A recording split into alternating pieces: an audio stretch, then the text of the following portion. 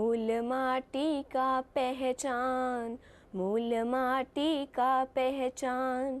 कर जैविक खेती इंसान, कर जैविक खेती इंसान।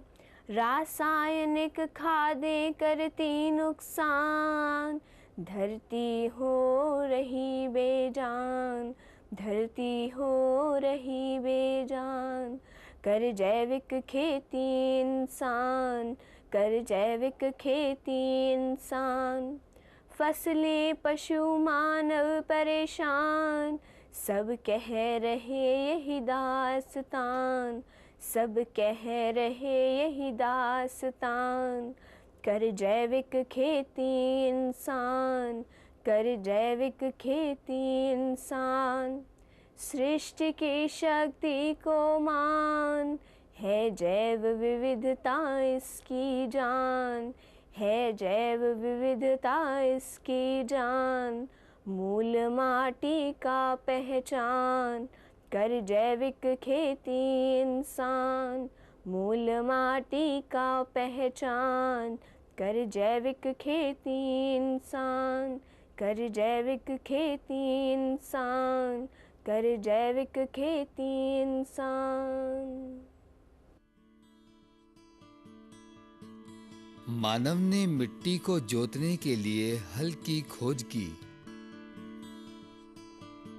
लेकिन मानव जीवन के पूर्व केंचुए मिट्टी जोतने व संवर्धित करने का कार्य करते थे और ऐसा वे भविष्य में भी करते रहेंगे।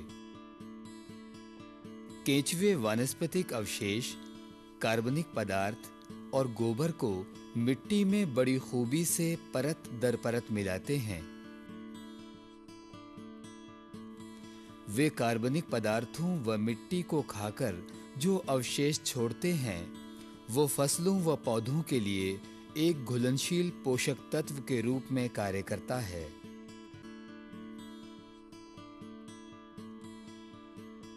इस तरह केंचुए मिट्टी के स्वास्थ्य व उर्वरा शक्ति को कायम रखते हैं और इसीलिए उन्हें किसान का मित्र कहा जाता है।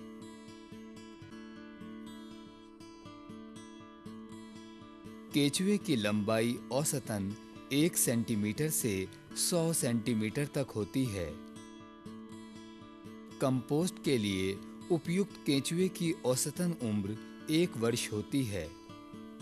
केंचुए की संख्या बड़ी तेजी से बढ़ती है। आइसिनिया फोटिडा जैसी प्रजाति तो 21 दिनों में 2 गुने बढ़ जाते हैं।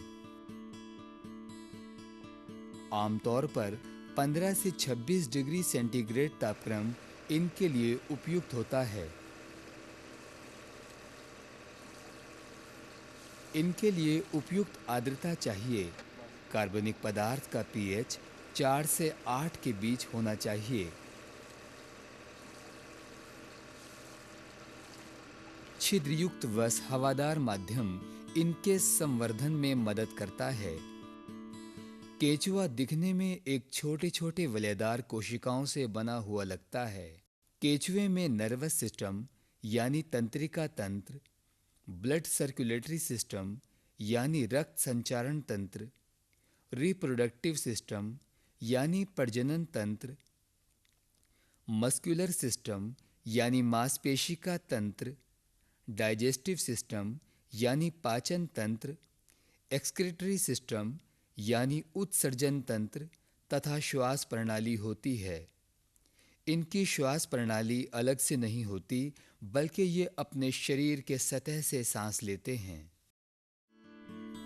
ये हर्माफ्रोडाइट होते हैं, यानी इनके एक ही शरीर में अंडाणु व बीजाणु दोनों पाए जाते हैं। एक केंचुए का अंडाणु दूसरे केंचुए के बीजाणु से फर्टिलाइज होता है। इससे ये कोकुन्स या अंडे तैयार करते हैं। इन कोकुन्स से छोटे-छोटे बच्चे 3-4 सप्ताह में तैयार होते हैं।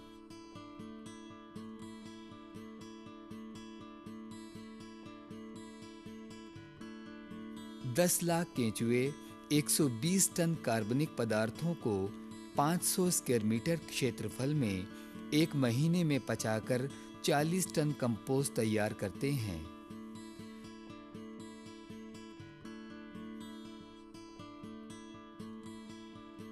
केचुए के विज्ञान को वर्मीकल्चर बायोटेक्नोलॉजी के नाम से जाना जाता है। केचुए की तीव्र गति से कंपोस्ट बनाने की क्षमता को ध्यान में रखकर कई किसान व उद्यमी आज वर्मीकल्चर का व्यवसाय कर रहे हैं।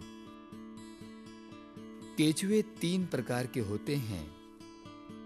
एपिजेइक केचुए वो हैं जो कि पृथ्वी की सतह पर रहते हैं तथा पत्ते या अन्य कार्बनिक पदार्थों पर निर्भर करते हैं।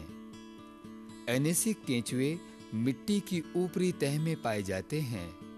ये पत्ते कार्बनिक पदार्थ तथा मिट्टी पर निर्भर करते हैं।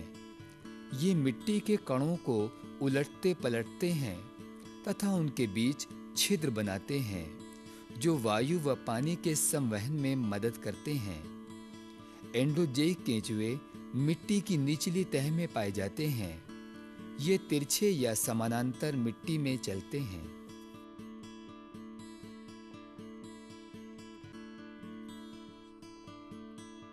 आइए अब आपको वर्मीकल्चर का एक प्रायोगिक तरीका बताते हैं। एक शेड या झोपड़ी का निर्माण उपलब्ध गोबर या कार्बनिक पदार्थ तथा अनुमानित कंपोस्ट उत्पादन लक्ष्य के हिसाब से करते हैं। 100 किलोग्राम के गोबर या कच्चे माल से हम 30 किलोग्राम शुद्ध वर्मी कंपोस्ट प्राप्त कर सकते हैं।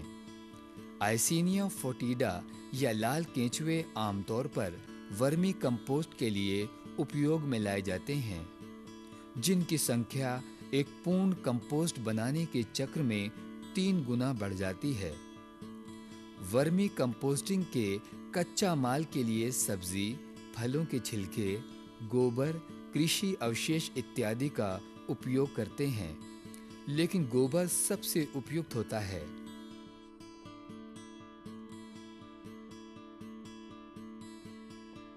शेड या झोपड़ी बनाने के लिए एक ऊंचे जगह का चयन किया जाता है तथा वहां 1 फुट की नींव या फाउंडेशन डालते हैं।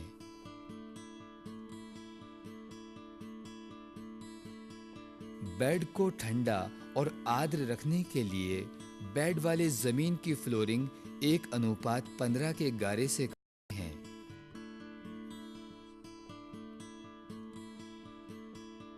एक सामान्य पिट या बेड का आकार 10 फीट गुणा 3 फीट गुणा 1 फुट या 30 क्यूबिक फीट के बराबर होता है।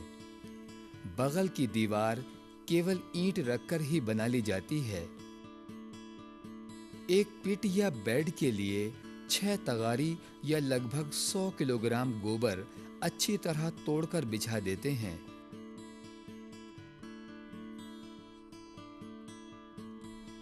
इस कार्य के लिए एक पंजानुमा टीलर और एक फव्वारा चाहिए।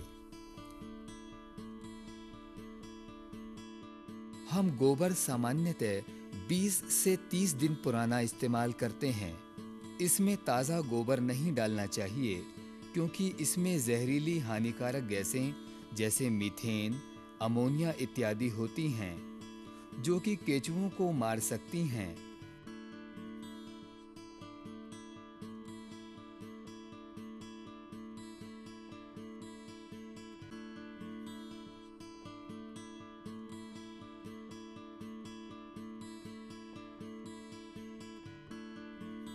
पंजानुमा टेलर से पिट में रखे गोबर को मिलाते हैं।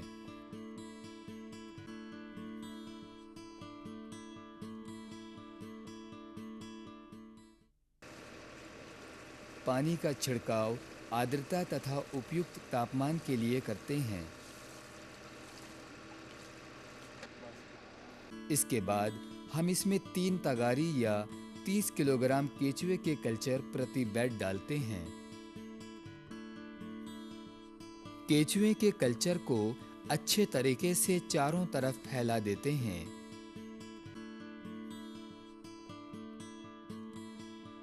फिर आवश्यकता अनुसार पानी का छिड़काव कर देते हैं।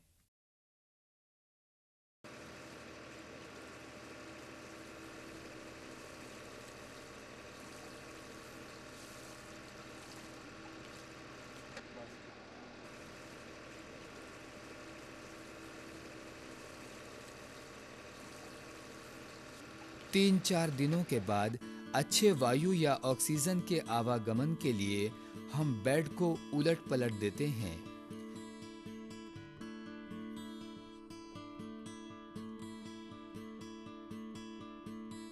फिर आवश्यकता अनुसार पानी का छिड़काव कर देते हैं।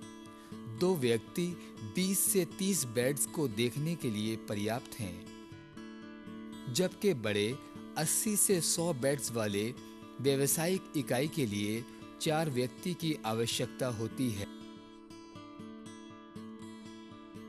40-50 दिनों के एक चक्र के बाद हम वर्मी कंपोस्ट बेड के ऊपरी सतह से निकाल लेते हैं।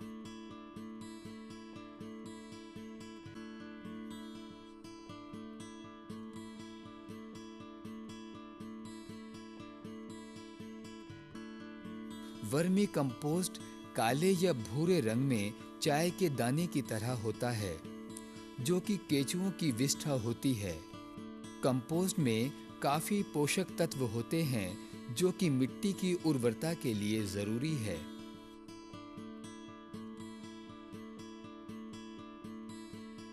वर्मी कंपोस्ट की गुणवत्ता बढ़ाने के लिए इसे अच्छी तरह छान लेते हैं।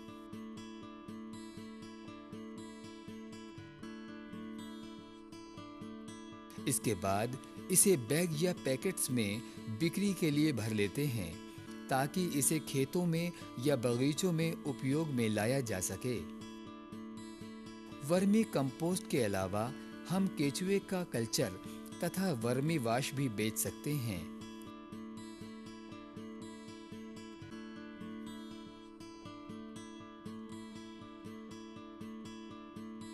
वर्मी कंपोस्ट की कीमत 5 रुपए से 10 रुपए प्रति किलोग्राम है, जबकि केचुए के कल्चर की कीमत 300 रुपए से लेकर 1000 रुपए प्रति किलोग्राम तक है।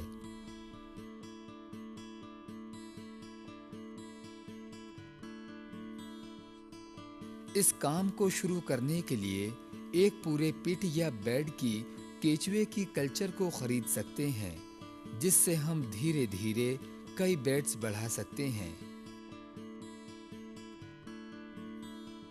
1 महीना पुराना केचुए के बेड स्वास्थ्य कल्चर के लिए उपयुक्त होता है। वर्मी कल्चर और जैविक खेती की एक बड़ी संभावना हिंदुस्तान में है, जो कि फसलों की जैव विविधता की धनी है।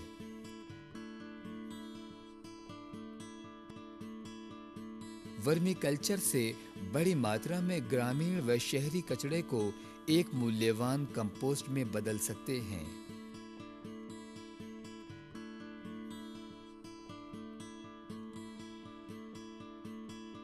वसुंधरा के दूत केचुए दिन और रात सैनिकों की तरह मिट्टी या धरती की उर्वरा शक्ति बनाए रखने के लिए और मानव जीवन को सुरक्षित रखने के लिए कार्यरत हैं। ये सृष्टि की एक अनमोल देन है।